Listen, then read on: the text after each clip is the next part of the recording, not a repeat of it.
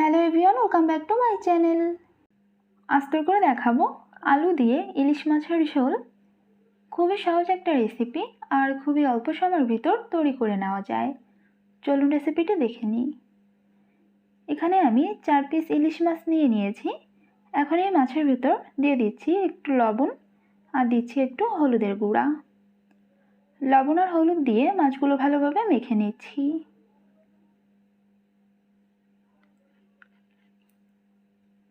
লবণ হলুদ দিয়ে মাছগুলো মেখে নিয়ে এটা 10 মিনিটের জন্য রেখে দেব।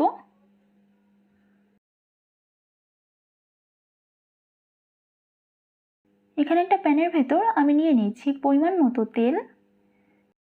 আমি রান্নাটা সর্ষের তেল দিয়ে করছি। তেলটা ভালোভাবে গরম হয়ে গেলে এখন এর ভেতর দিয়ে দিচ্ছি হাফ চা চামচ কালো জিরা আর একটা কাঁচামরিচ দিয়ে দিচ্ছি। কাঁচামরিচটা একটু ফালি করে নিয়েছি। এটা নেড়ে চেড়ে কয়েক সেকেন্ড মতো ভেজে নিচ্ছি।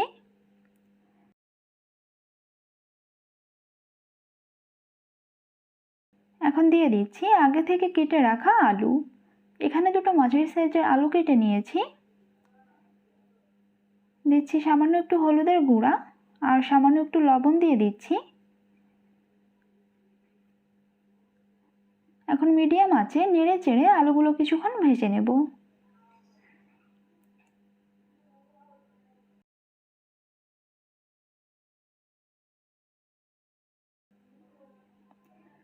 আলুগুলো কিছুক্ষণ ভেজে নিয়েছি। এখন দিয়ে দিচ্ছি 1.5 চা চামচ জিরা বাটা। এটা একটু নেড়ে চেড়ে নিচ্ছি।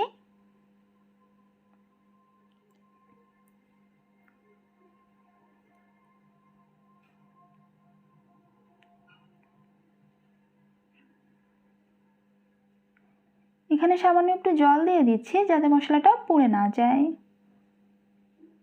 দিচ্ছি হাফ চা চামচ হলুদের গুঁড়া, হাফ চা চামচ মরিচের গুঁড়া, পরিমাণ মতো লবণ। লো আঁচে নেড়ে চেড়ে মশলাটা কিছুক্ষণ কষিয়ে নিচ্ছি।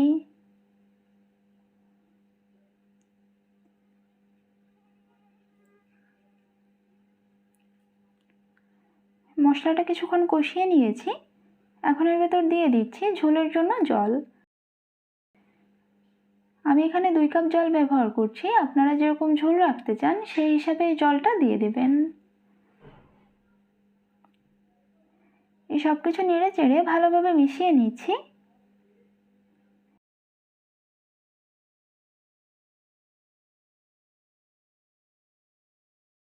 এখন এটা মিডিয়াম আঁচে ঢাকনা দিয়ে রান্না করব প্রায় 4 মিনিট। প্রায় 4 মিনিট পর ঢাকনাটা সরিয়ে নিচ্ছি।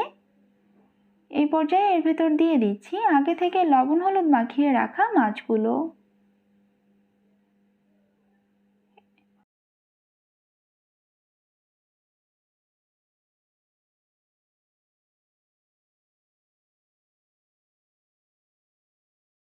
কিছু কাঁচামরিচ ফালি দিয়ে দিচ্ছি। এই সব কিছু নেড়ে চেড়ে ভালোভাবে মিশিয়ে নিচ্ছি।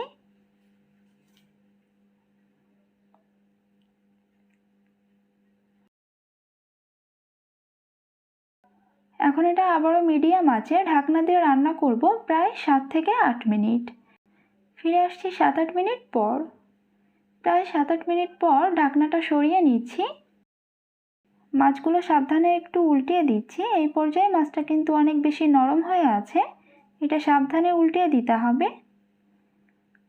আলু আর মাছগুলো খুব ভালোভাবে সিদ্ধ হয়ে গিয়েছে।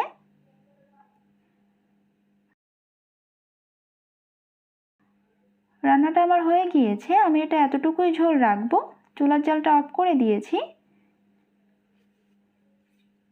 এখন এটা কিছুক্ষণ এভাবে ঢাকনা দিয়ে রেখে দেব। রেসিপিটি ভালো লাগলে ভিডিওতে একটি লাইক দিবেন আর চ্যানেলটি সাবস্ক্রাইব করে পাশেই থাকবেন।